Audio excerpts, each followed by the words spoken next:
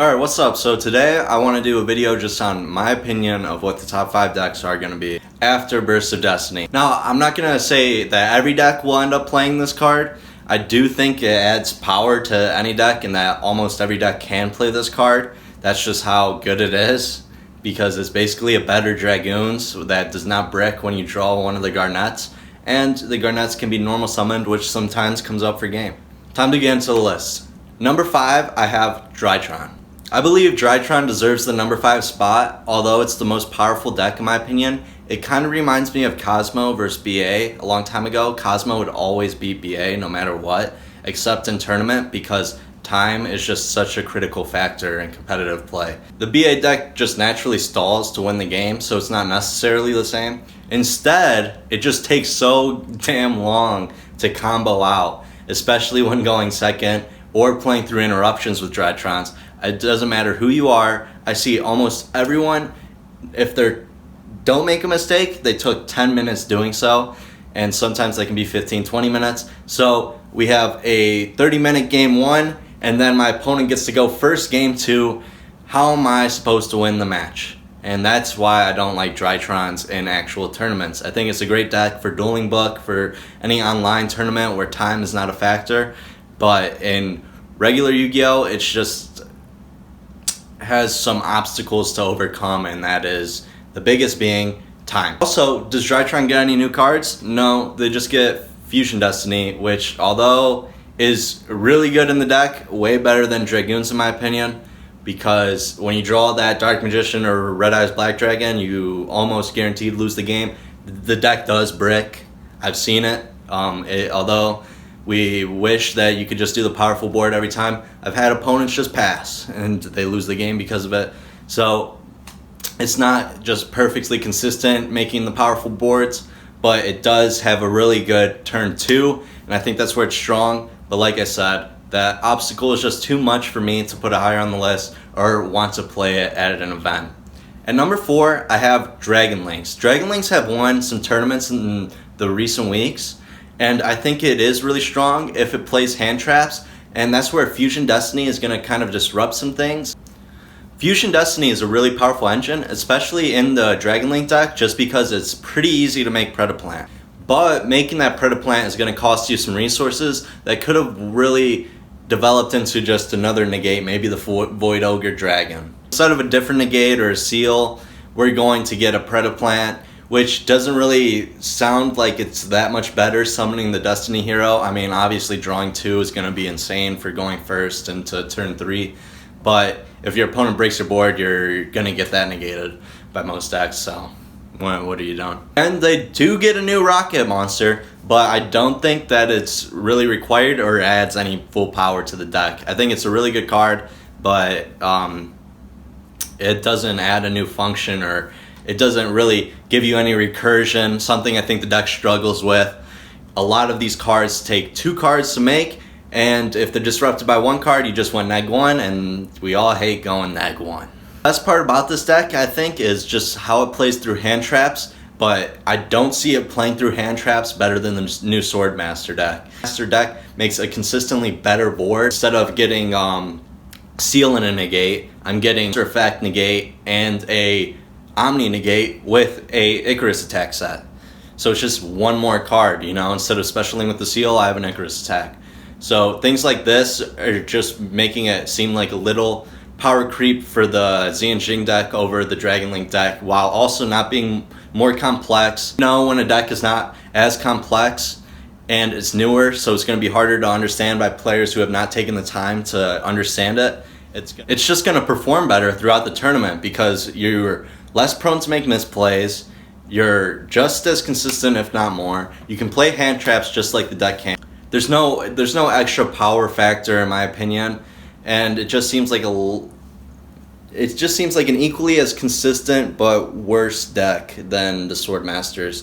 Now, I could be wrong. It can play droplets, something I don't think is really strong in Swordmaster, so that might be an added bonus going second. But like I said, I think in this format, a lot of the time, if you didn't open an Ash or 2 hand traps, it's going to be hard going second playing through your opponent's board. Your opponent might just win because they went first this format a lot. And that sucks, but we have to prepare to go second. Do we play Dark Ruler no more? Do we play Forbidden Droplets? Or do we play Hand Traps? Or do we just play regular traps? Which I'll get into later. So yes, Dragon Links have a lot of potential, but I can't wait to see what other people do with it, because maybe I'm just completely wrong.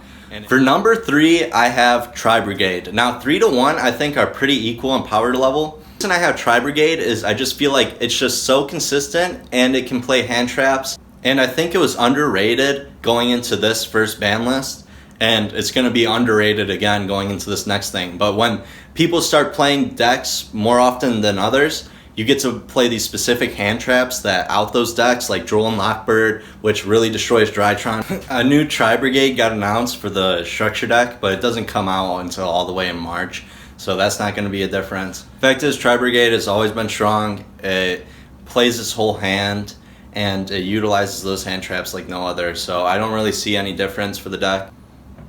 I think its Swordmaster matchup is pretty even, but it does struggle a lot to number 2, Eldlich, and I think Eldlich are the underdog of next format. Number 2, because King of the Sky Prison is an insane card, and the Eldlich can actually utilize the Fusion Destiny card on its own, excluding Predaplant, better than any other deck. And that just kind of makes sense, because you don't really use your extra deck, you don't really special summon monsters, so activating that Fusion Destiny isn't really going to cost too much for you, and it's just going to be a ton of advantage because you usually have no cards in your hand. So the new King of the Sky Prison card is really good while playing against Fusion Destiny, because a lot of the time people might brick and all they have is Fusion Destiny, a couple of hand traps. So when they do that, you protect all your back row with the Eldlich card, or the new King of the Sky Prison card, because they can't destroy any back row, so they're not going to get any additional advantage out of that fusion monster they just summoned, the Destiny Hero. And then, to prevent any OTKs, you can special summon him and set a new back row for next turn. So that card's just definitely really powerful and kind of one of the more underrated cards out of the set. I don't hear too many people talking about it, but it is insane. I think it's going to force people to play cards like Hatronade or anything else that doesn't just like destroy back row, because now I have 2 outs. I have my King of the Sky Prison and I have my Solemn Judgment. So you're going to have to really think out of the box to how you're going to side against Eldlich now with this new card. And that's going to be hard. I also think Eldlich have an extremely strong matchup versus Tri-brigade, which I predict to be played a lot. And it has a really good matchup versus the new Sword Soul deck. I think monster effects are typically really hard to play going second. So setting 5 back row is not always the worst thing when you're going second. And that might actually enable you to win the whole match where other decks couldn't. So as the format continues to develop and we understand what traps we want to play in this deck, I think it's really going to just dominate some tournaments. And it's going to really annoy people because everyone hates playing against traps. But this deck is just some of the traps in the game are just so strong. A lot of decks lose it to Torrential Tribute, and their only out is to just attack you. And with this new Sky Guy, I'm going to force out your monster negate, then I'm going to strike you, and then I'm going to be able to play. So it's a really cool deck. Sucks that it's not combo, right? Don't think that's a reason to underrate its merit. And if you really want to win the tournament, I think it's a good consideration. I know it's not too expensive. Added bonus of Fusion Destiny, it's just crazy. Now for number 1, I have Swordmasters. Now the xianjing deck is really good and has a lot of different builds I think you can build. I actually made a true king deck with it, and it was sweet. It made 3 negates a lot of the time with the Fusion Destiny card that was like and a pop. And then I have a Icarus attack set 2. It was pretty phenomenal, but that does not allow you to play hand traps, which I think are really strong going second because it's so hard to win going second versus some of these new decks. I think the 10E version is strong. I think the trap build is strong. I think the pure version is strong. I think you need to play Fusion Destiny, but Fusion Destiny is one of those cards this format that's just going to be so powerful that it can really just win you a whole game with just set 2, maybe a hand trap, and the fusion. Because you're just going to draw 2 next turn, and that's just so broken when you have a Scrap Dragon that goes on and on and on. But yeah, let me know what you think. If you want any of the deck list I've been testing, you just have to ask in the comments and I'll send you a link of the dueling book list. But All in all, I think I'm pretty solid on these expectations for the next format. I cannot be too certain because I think there's a lot of ways to build these decks that haven't been done before, and it's all going to be dependent on what everyone's playing, right? So like if people are still playing Virtual World and these other decks and, you know, adapting them to this new meta, then we're going to see some innovation, and that's what I'm most excited about with this set release that's this good. So it's going to be awesome to see, and let me know what you think about my predictions. If they're just dumb or if they're good, whatever.